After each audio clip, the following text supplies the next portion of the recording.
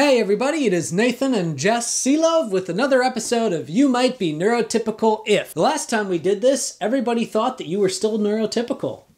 That's not my fault. No, it's not. Don't make assumptions. We're everywhere. For those of you that are new to the channel, You Might Be Neurotypical If is a bunch of audience-submitted comments about things that we use to kind of make fun of neurotypicals. Now, to be clear, none of this is intended with any type of malice or any type of anger. We're just here to have fun. We're here to joke around. And helping me out is, of course, my wonderful wife, Jess. Jess, tell them a little bit about yourself. I'm your wife. That is true. I'm not a witch, I'm your wife. I'm a wee. No. As usual, we want to make a disclaimer that we try really hard to pronounce your handles correctly, but sometimes we don't, and sorry if we make a mistake. Submit it in the comments how it should be pronounced phonetically. This is from Snowy Spirit Ruby. You might be neurotypical if you can read someone else's mind without them having to spell out exactly what they mean / want you to do / are thinking. So I think that one goes to reading nonverbal cues or like a natural instinct for social situations. So I get it, because I think that in my experience when autistics are actually reading someone's mind, it's not the things that you're supposed to comment on. Telling someone, oh, but you don't like this one friend in front of that friend, not what neurotypicals want, even if it is true and it is on their mind. Up next, we have from DJ. We have several from DJ. You might be neurotypical if you just agree with other people out of social desirability and are afraid they will judge you for that. Yeah, the fear of judgment is definitely, it does seem to plague the neurotypical community. I feel very sorry for them. I think that's one of your reasons for sometimes saying neurotypicality is a disability in your eyes. A lot of people put themselves through unnecessary tripes. Is that the right word? A fish? Tripe? A fish? No, trifle. I meant to say trifle. I was not talking about a fish. You might be neurotypical if you are going through a midlife crisis to live up to some of the things you have not done and then immediately regret afterwards. So, like, you've always regretted that you haven't jumped off a mountain, but when you jump off the mountain, you start regretting it? Like that?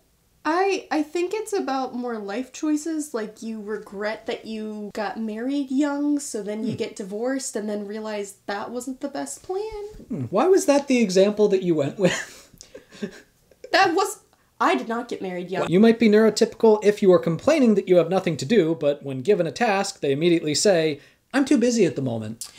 I don't understand how people get bored. You have your brain. It's there. It's inside you. I feel like autistics have a lot more fun inside their head. I thought it was because I grew up with a grandpa who, if you told him you were bored, he would give you something to do. You might be neurotypical if you say you want honesty from someone else, but could not handle the truth because you might become upset. There's a good rule of thumb when it comes to asking questions. Never ever ask a question to which you could not handle the true answer. You can't handle the truth. Don't ask someone if they think that you're stupid if you think they might actually think that you're stupid. Well, this is a good rule of thumb to give to neurotypicals when it comes to talking to autistics, because, I mean, if you ask an autistic for an honest answer, and they give you an honest answer, you got no one to blame but yourself. Did you ever hear the joke about the job interview? Where the person goes in and the person interviewing them says, what would you say is your weakest quality? And the person says, well, I'm honest. And the person says, well, I don't think that that's a weak quality. And then the person says, well, I don't give a damn what you think. PSA. Don't do that on your job interviews. Any job interviews. You might be neurotypical if you are embarrassed that you have not engaged in sexual practices, but lied and said you did because you might fear others might judge. I want to jump in on this. Yep. I have so many things going on in my brain. Go for it. First of all, no one should ever, ever, ever question or judge anyone's sexual activity as long as it is taking place in a consensual way, and that all parties involved can consent freely. Or lack there of sexual activity. Exactly. asexuals exist, or people who don't want to have sex for a period of time in their lives and might one day, and that's okay, and they don't need to be pressured into feeling like they have to, yes. I don't know, go on OkCupid and get stood up on dates just because they think that they're supposed to date people even though they don't even want to date that person because he has ferrets, and who has ferrets? They smell. That was oddly specific. Don't ever feel pressured to be more or less sexual than you're comfortable with. Sarah DeBoy? I think it's DeBoy. I think it was DeBoy. No, I think it's DeBoy, not Du Bois. Eh. Sarah, correct us. You might be neurotypical if you think shaking someone's hand is a good way to introduce yourself. In parentheses, why do strangers want to touch me? Don't touch strangers. It's just a good rule. I don't know why people in the grocery store think it's charming to put their hand all over your shoulders. Yeah. Or anything like that. The handshaking isn't as much of like a... Oh, that's weird. It's not as bad for me because it's like I can still keep you like at an arm's length. What if they're a jerk? Then you get jerk cooties. Oh, I've shaken hands with people that I hated all the time. I know, but there's something wrong with you. I've been meaning to tell you. Oh. You have jerk cooties all over you.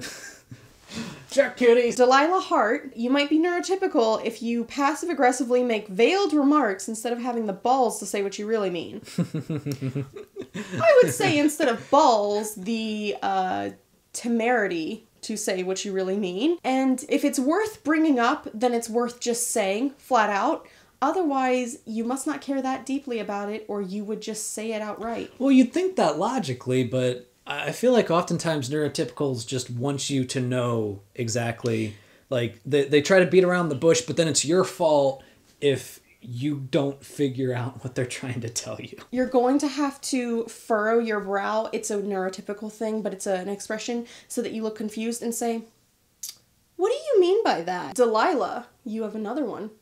You might be neurotypical if you hate documentaries. Documentaries are so fun. Yeah, no, I like documentaries. Also fun, DVD extras. You know, when you get the special edition of a favorite DVD so that you can watch all the behind the scenes stuff. Oh yeah, I used to do that all the time. Yeah. There's so much bonus content. That was something that I liked doing as a kid. Was I the only, was that? No, I did it. I also used to like to watch it with the commentaries. Do neurotypical kids not do that? I don't know. I mean, they must put it there for someone to consume. This next one is from Mendo. If you are composing a piano sonata in B major that you started in October 2016, haven't finished yet, and bragged about it being the only such piece in existence other than the piano sonata in B major by Franz Schubert, think your composition is better than Schubert's, and take the time to type such a long comment as is into a video that is 2 months old, and your general audience probably won't care, then went back to edit the comment to put in the fact that the question of good, you might be neurotypical ifs, was asked over 4 months ago, you might be neurotypical. I don't know if that whole part was oddly neurotypical. Specific. Because I don't know that neurotypicals would go back and re-edit something. No, because they're trying to make sure that every possible clarification is put in there. I think it's the idea of neurotypicals sort of... Explain. Teach me. Well, you see, neurotypicals... I think that was a very specific instance. It sounds like there's a story behind it. Yeah. Well, I think we did get 2/3 of the story. I think we got the story. I think we got 2/3 of the story. Well, that's today's video. Thank you all for watching. Wait, that was today's video? That was today's video. Today's video. Today's video. Not tomorrow's? Not tomorrow's. Not Although yesterday's. if you're watching this tomorrow, then that's also okay. Well, it couldn't be yesterday's. It didn't exist yesterday. But time is an illusion. Yesterday is technically time is in my not brain. An illusion. It is measurable, therefore it is not an illusion. In my head. This is an argument we've been having since had been together for only 2 months. So, yeah. But we're not together for only 2 months now. I know.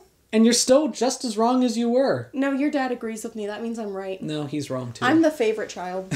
If you would like to see another You Might Be Neurotypical If video, make sure to leave a comment down below with some of your favorite You Might Be Neurotypical If ideas. And if we get a chance to, we will read them and have another video, and we'll have a lot of fun with it. You should also comment if you think Nathan should do a video like this with an actual neurotypical, bona fide one. I actually might do that. Anyways, that's today's video. Thank you all for watching. If you liked this video, please give it a like, a share, and if you haven't already, subscribe to the channel. Check out some of my other stuff, and I will see you next week.